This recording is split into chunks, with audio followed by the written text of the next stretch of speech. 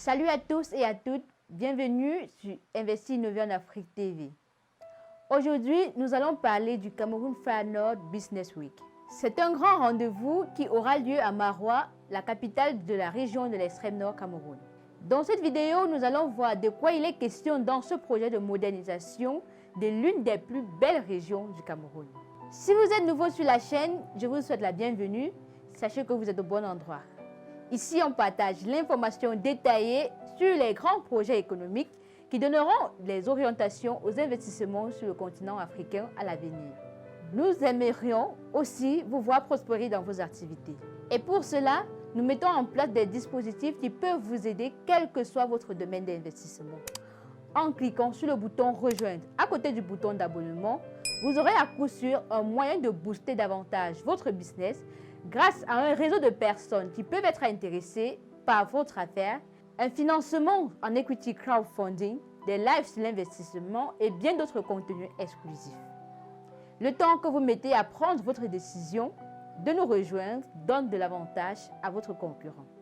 Alors, cliquez maintenant sur le bouton « Rejoindre » et bénéficiez de nos avantages exceptionnels à 2,99 € seulement. Revenons à présent au Cameroun Far North Business Week. Dans les détails, de quoi est-il question dans cet événement? Le Cameroun Far North Business Week a été créé par les autorités administratives, politiques et les élites de la région de l'extrême nord Cameroun dans le but de penser la relance économique de la région. Il aura lieu du 9 au 19 novembre 2022 à Maroua sous le thème Extrême Nord, terre d'opportunités et de paix. Les activités seront constituées des rencontres d'affaires, du réseautage, du lobbying, des débats, entre autres. Plus encore, la vision du projet est celle de valoriser le potentiel de la région de l'extrême nord qui est jusqu'aujourd'hui sous-exploité.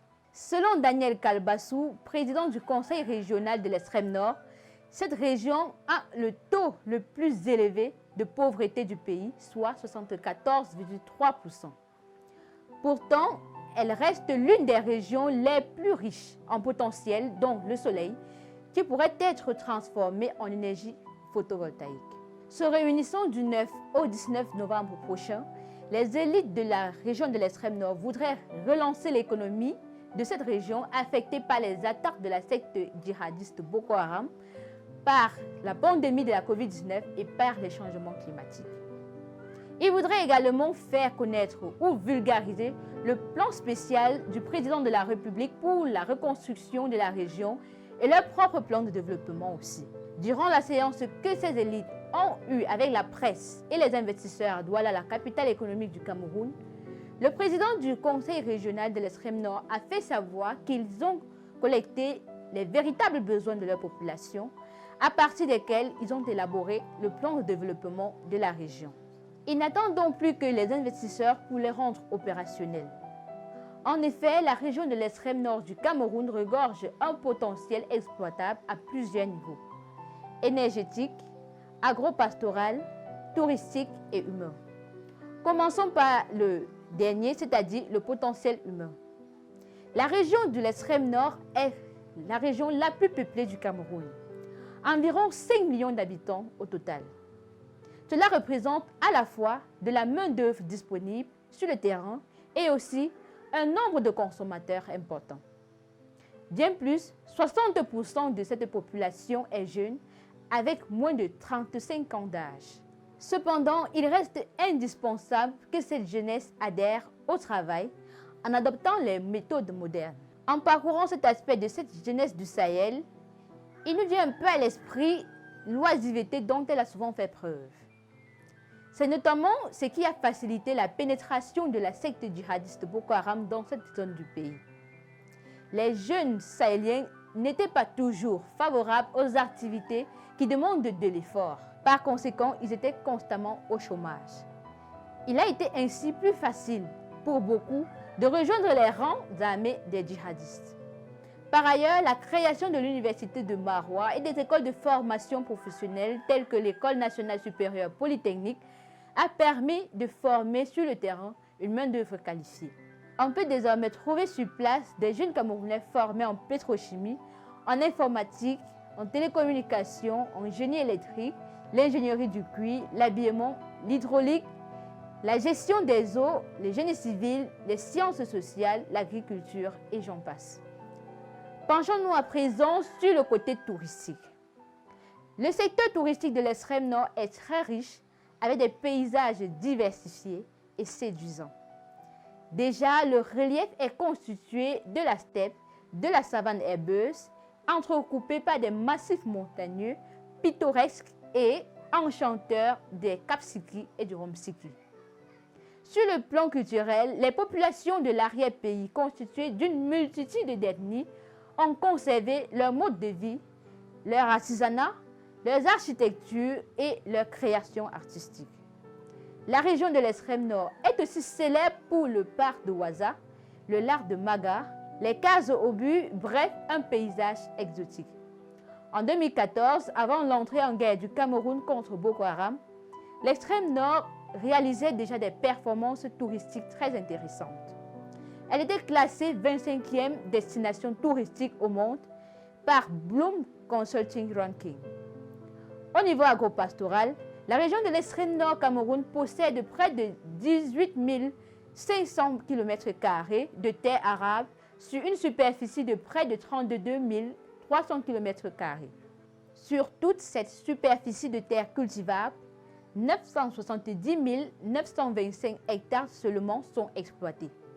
Pourtant, la région est un bassin propice pour la culture de l'oignon, des arachides, du mil, du sorgho, du riz, du gombo, du soja et même du haricot niébé, communément appelé coquille au Cameroun.